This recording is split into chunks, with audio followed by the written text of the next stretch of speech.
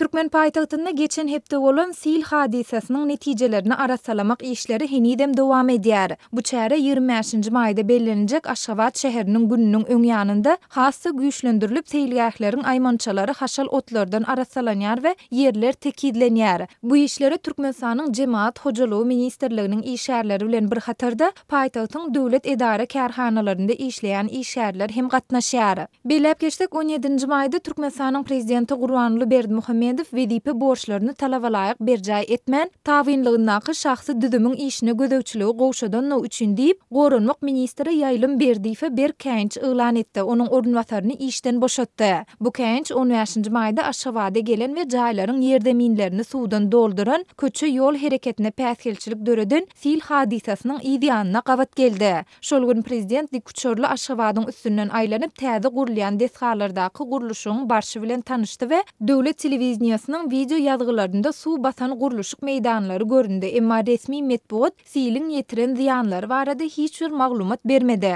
Şeýle-de prezident hökümet mejlisinde podpolkovnik Röwşen Urazmamadow Türkmenistanyň goranmak ministriniň ornwasary, Türkmenistanyň goranmak ministrliginiň baş raýat goranşy we halas ediş işleri müdirliginiň başlygy wezipesinden boşatdy. Türkmen döwlet habarlar gullugynyň maglumatyna görä, ol Türkmenistanyň harby borçluluk we harby gulluk hakyndaky kanunynyň 41-nji maddasynyň 1-nji böleginiň 1-nji bendine laýyklykda işden aýryldy. Şeýle-de Aşgabadyga gelen silden soň guruluşy boýunça vice-premier Amangeldiýew, Aşgabat şäheriniň häkimi Şah Durdulyýew, Jemaat Hojalygy ministri Murat Niyaz Abilow, Türkmen Hawa ýollary gullugynyň başlygy Döwran Saburow, Türkmenistanyň prezidentiniň diwanynyň we ministrler kabinetiniň iş dolandyrjysy Hajymuradow berk käýinç yglan edildi. Resmi maglumata görä olara wezipe borçlaryny talabalaýyk ýerine ýetirmän, işde goýberen düýpli kemçilikler üçin käýildi. Emma bu diýilýän kemçilikler we geljekde gurulýan deshalar paýtagtyň tebii hadisalary taýýarlygy boýunça nähili çäreleriň görüljekdi aýdynlaşdyrylmaýar. Türkmen paýtagty mundan öňki ýyllarda hem